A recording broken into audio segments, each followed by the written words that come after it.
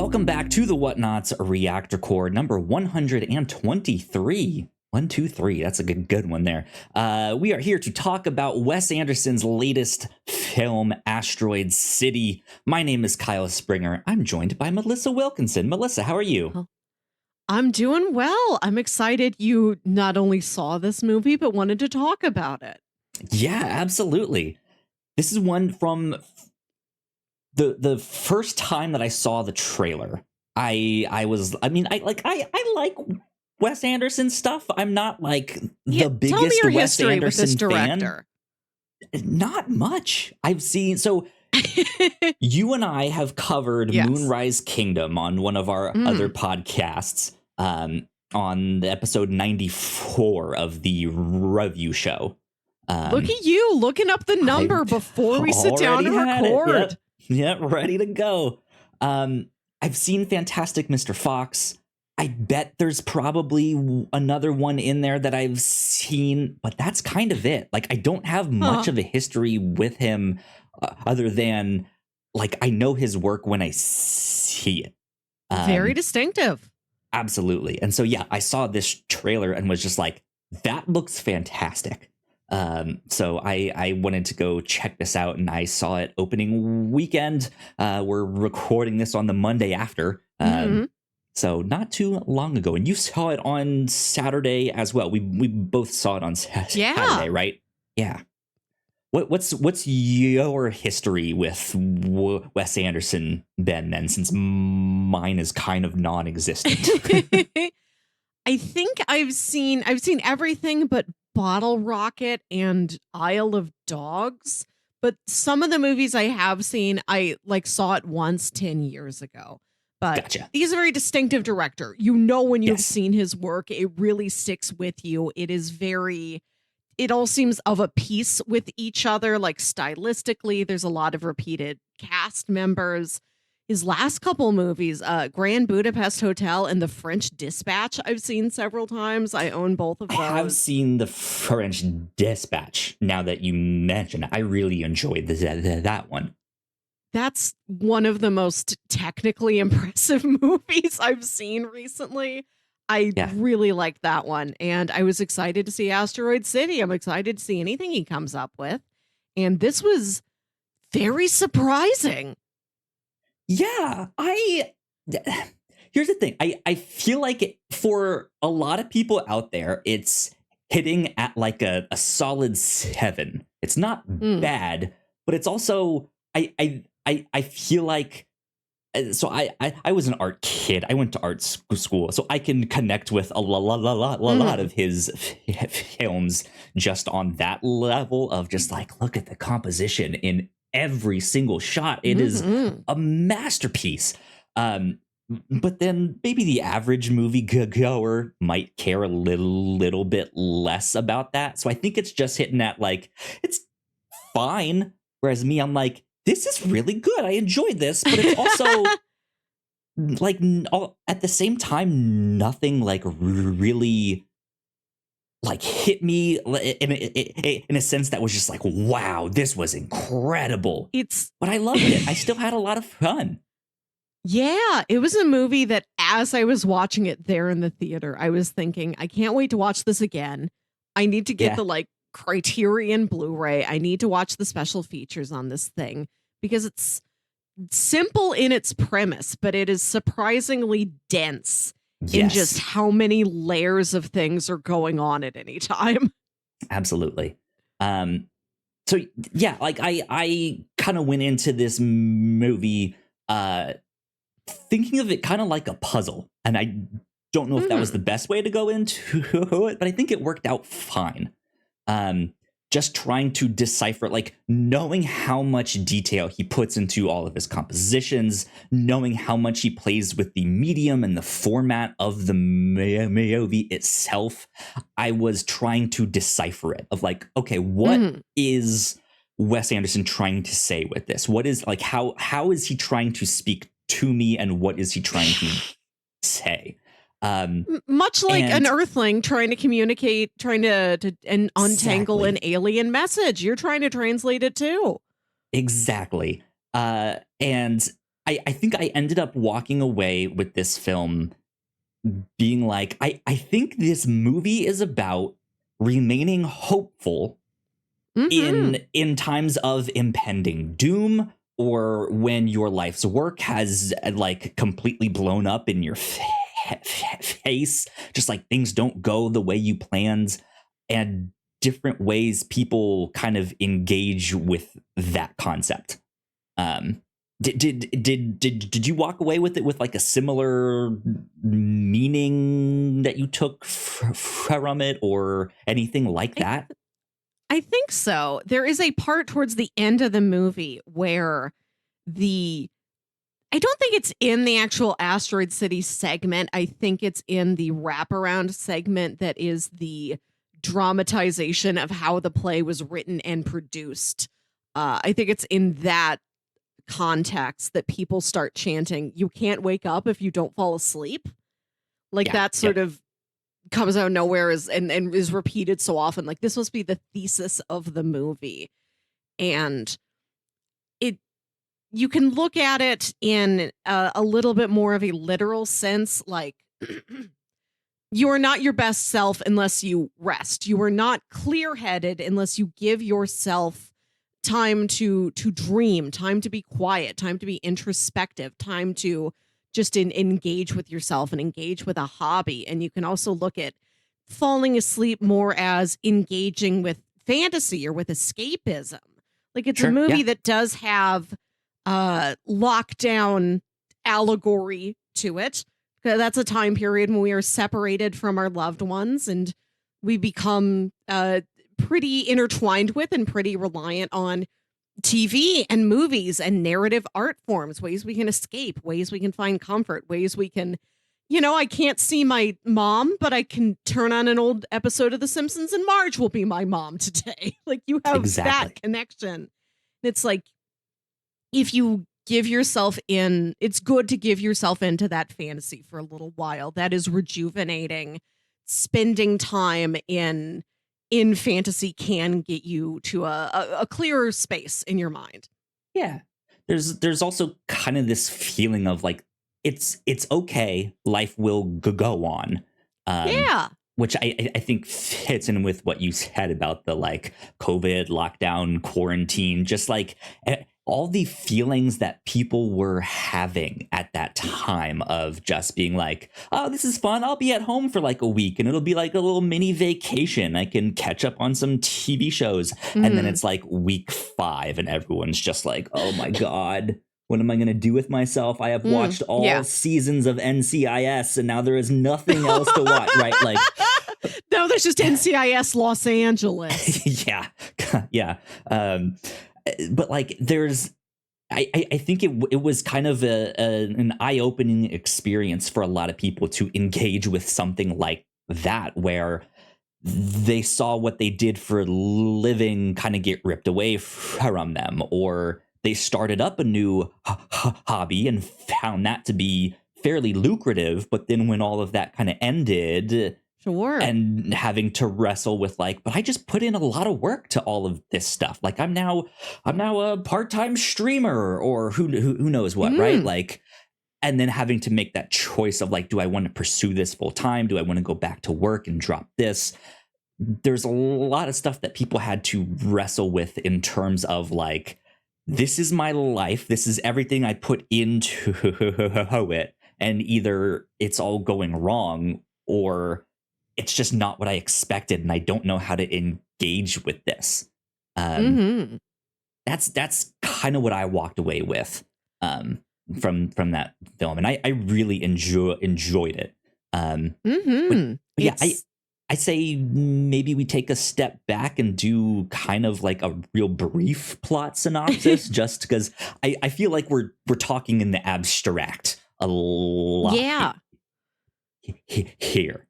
Yeah, the movie is about a little town called Asteroid City in the Mhm. American Southwest, where a little asteroid, I don't know all the astronomical terms. If I was in high school and still in my I mean, it's astronomy named class, I would Asteroid know. City, not They've like leached out of my meteoroid or mind. meteorite Right. But city. they got like a little rock, maybe the size of a volleyball, under a little like protective cage and like a big like crevice, a big canyon. They're like, this is our monument. This is what we celebrate. This is what our town is known for. Everybody come see the asteroid. And they're having a stargazers convention where all of these young science scouts with their projects are there to like show off their projects and have sort of a meeting of the minds, sort of a little science nerd convention. And it's about all the people that are coming through town for that reason or for other reasons. Yeah, the various people who land in this town on this night when an alien approaches, and then the town has to be like locked down and put under quarantine while they I was going to say, out. when they land in more ways than one, right? Yeah. And it's just about what these people do while they are stuck with each other. Yeah. And then on like a more meta layer to that, the movie starts out more like a stage play. And it is like those moments are more so about the creator of Asteroid City, the play, and how he came to write the story, how he found the actors to be in this. And as the movie progresses, you not only see a little bit about the creator himself, but then follow like what happens to some of these actors that are involved, or there's one actor that is just kind of like sleeping on the set. That's the director. The director is like separated from his wife, and he just lives on the set at night when they aren't doing the play. Yeah, and so it's kind of about him, like that. I think was maybe one of my favorite aspects of the film that I did not expect, is that there is like the director is there just sleeping on set because he's having problems at home, but that was where I kind of pieced everything together of like, here's someone who gave his life to this industry, this movie, this play, right? And yet he's like, things are blowing up in his face, and he's trying to deal with that in different ways here, right? Like they talk about like how like the like how I not the show, but like how he met the actress that is then in the play / in the movie that is the mom of it's this really weird, interesting meta layer to the whole thing that I really enjoyed, because it is about people creating stuff, and also the like actual fictional tale of like what happens to these people that are stuck there. And when you're watching Asteroid City, that is a filmed production of the play. And then when you were seeing this behind the scenes stuff of how the play was produced, you are also watching a filmed play, like actors dramatizing what the writer and the director and the actors, like they're playing themselves in these scenes. And then Bryan Cranston is the TV host putting all of this together. So you've got these multiple levels of creation. Like there's the kids at Asteroid City who invented these things. Then there's the people making the actual play. And then there's the people making the television broadcast of the play and the story about the play. Absolutely. There are so many layers to this that you can dissect and pull apart.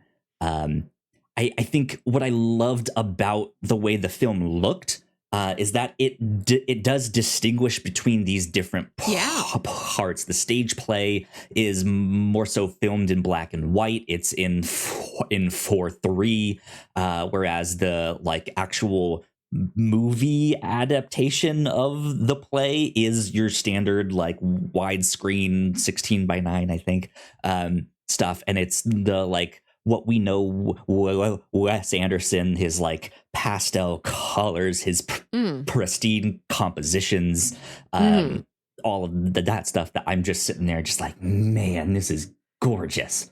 This is beautiful. This is the first of his movies I was able to see in a theater. I never caught the other ones at the right time. So it was nice to get to see it on the big screen and take in all those details. He makes such, not just narratively dense, or there's so many there's layers to the narrative. There's so many characters. Everybody talks so fast. And he doesn't just build intricate sets, but I'm realizing almost every object has text on it. Everything is labeled. Everything has a name or a slogan on it. There's so much you have to read when you are watching one of these movies.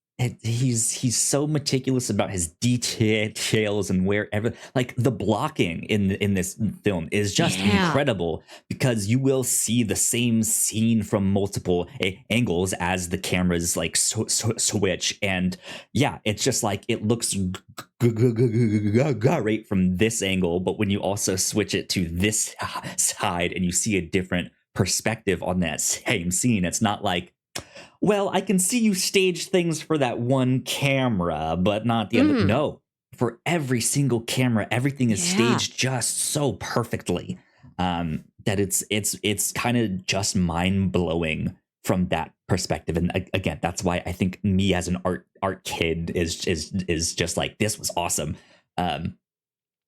But I saw, as I was looking this film up to make the artwork and stuff, that they're describing this as a comedy / romance, but I wouldn't say it's a rom-com.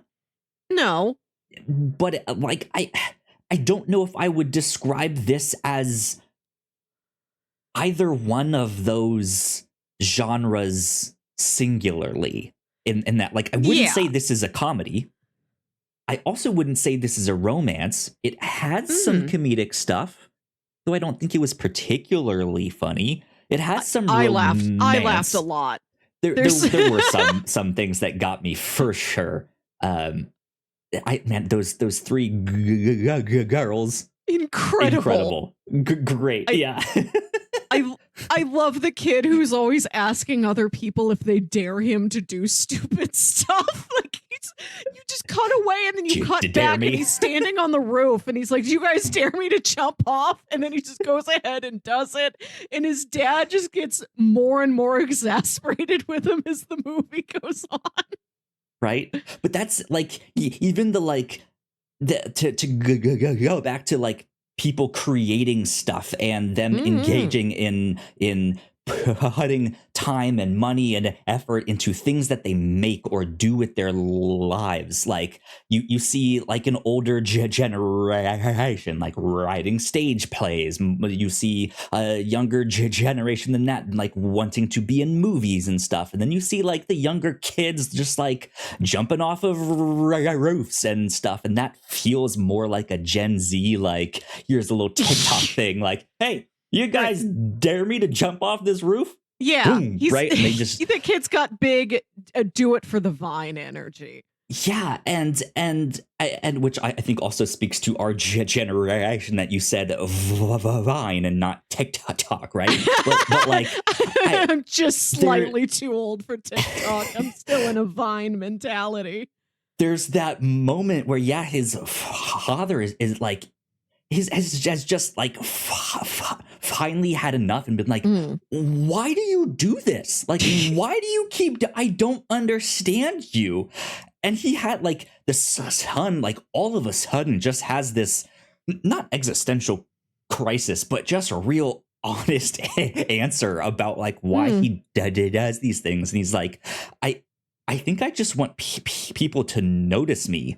That's the short version. But he just opens up and starts thinking it really feels like this moment of, I want people to notice me. I'm lonely. It feels like a call for help kind of thing. But at the same time, he's genuinely having fun doing this with the other kids and stuff like that. And it's fun to watch him do this stuff. And so I like that, people are creating things in their own ways, and not everyone knows exactly how to engage with that. But yeah, I loved those three young girls, to go back to them for a sec, because they are the like, not magical realism in this, because there is an alien that comes down in here, but they are adamant about them being like witches and fairies and vampires and this and that. Love and that. It's just, they go to a fun. diner. Yeah. They go to a diner and the waitress is like, "All right, princesses, what'll you have?" And then like all three of them all three of them talking over each other like, "I'm a vampire, I'm a werewolf." Right? Yeah, and they consider themselves witches. They're probably triplets. They've formed this like little coven, and their mother has recently died. They have her ashes in a Tupperware. They want to bury it and like throw flowers in less of a memorial and more of a ritual, more of a spell. Right. And I think Grandpa Tom Hanks is talking to him like, "Okay, future witches," and they're like, "We're witches now." Yep. They are. Indeed. Yeah, I also really liked the fake out of the death scene when why am I blanking on her name? Scarlett Johansson is like, she's kind of doing the monologue about like, one day they're gonna find me in my bathtub with pills like scattered on the floor, all that stuff, and then like halfway in the film, we get that shot, and you're just like, did this happen? And then you see her go, "Do page 92." Yeah. Right. And then they're just doing lines, but it's lines for the play of the movie that they are in, but also not, but also like it's. Yeah, right. it's there's more layers. Fascinating. It's like an onion. It really is. This movie's an ogre. That's what I'll say. An ogre put that on of the a film. back of the box of the Criterion collection from the whatnots.com, Kyle Springer. I really enjoy this. It's one I'm still thinking about. I would like to watch it a second time, because I feel like there will be stuff that I missed, just stuff that I can go in there and find little details of. I like that this is a love letter to kind of that UFO alien sighting culture.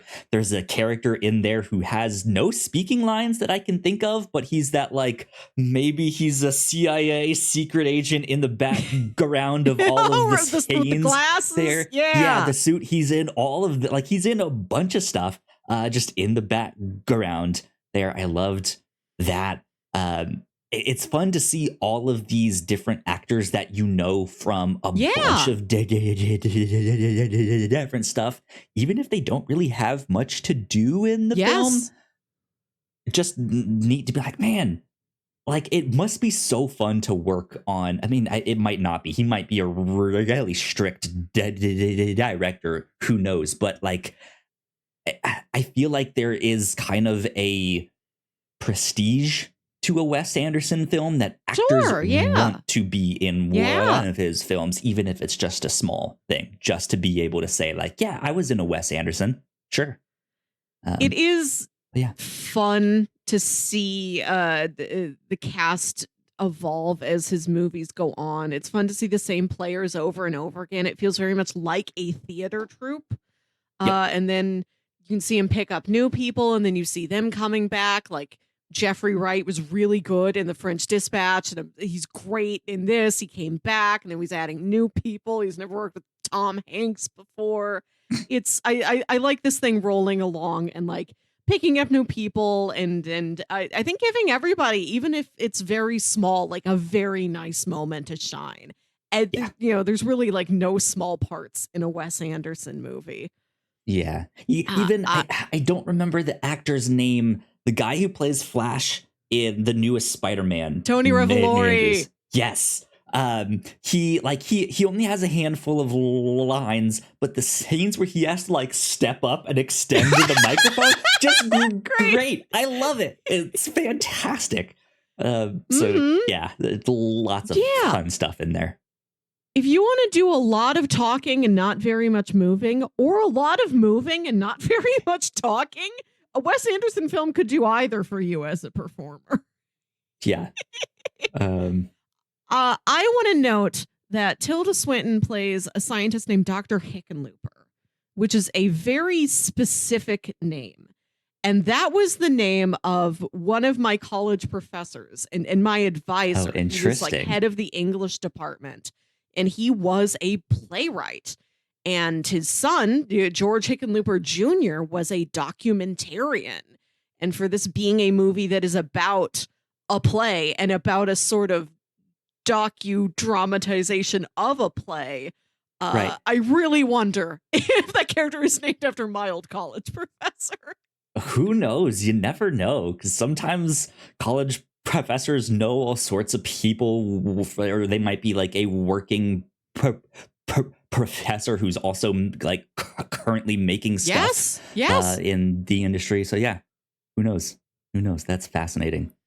One more little shout out that I want to give. I really enjoyed the scene. There's one scene in particular, but the like two instances when the teacher is trying to teach the kids about the planets, and they just keep interrupting her with questions or stuff.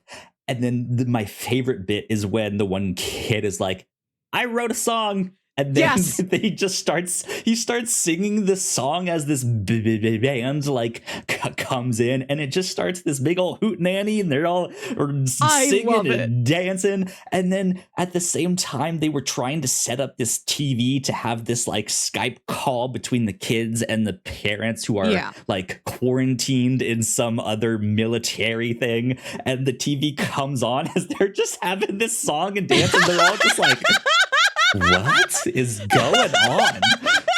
And that scene, I freaking loved that one. That was great. I love it. I love the escalation from the little kids being like, I drew a picture of the alien. I wrote a poem about the alien. I wrote a song about the alien. Come on, boys. And there's like, among all the people who came to the town for this science event, there's some like cowboy band who just got stuck there because like they don't have a car, and like one of them's there like only one of them seems to talk.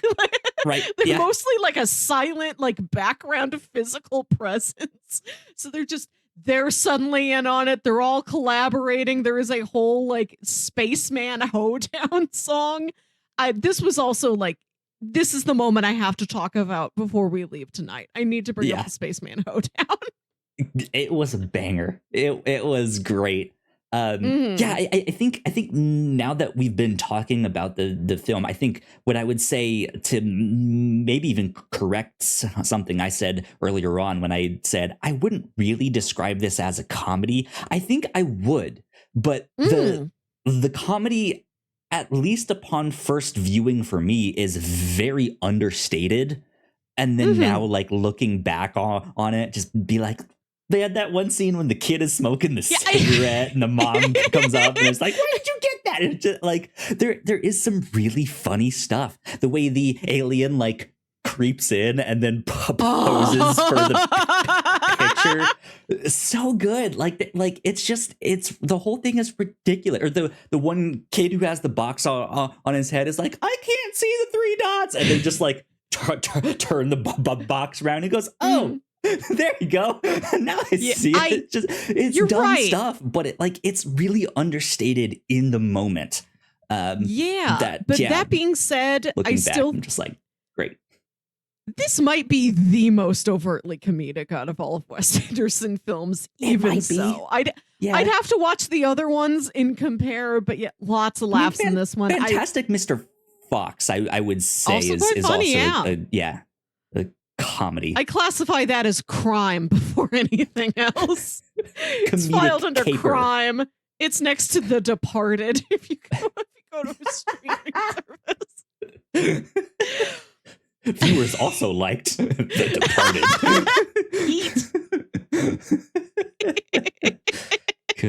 Good lord. Yeah, I think that's all I kind of really have to say on this. There is a lot that I think you can dissect about this film. I know we're not getting to every single aspect of it, but yeah, it was a blast. I would watch it again. I am not surprised that it's kind of hitting at a solid 7 for a lot of people, but I think it was more up there for like an 8-ish with me. I really enjoyed it. I find his work impressive, and this one more than others really has a lot to ponder. Like, we could do the same podcast a year from now and have different findings. Completely different thing. Yeah, indeed. Well, that's about it for our kind of reaction review, spoiler cast, whatever, for Asteroid City.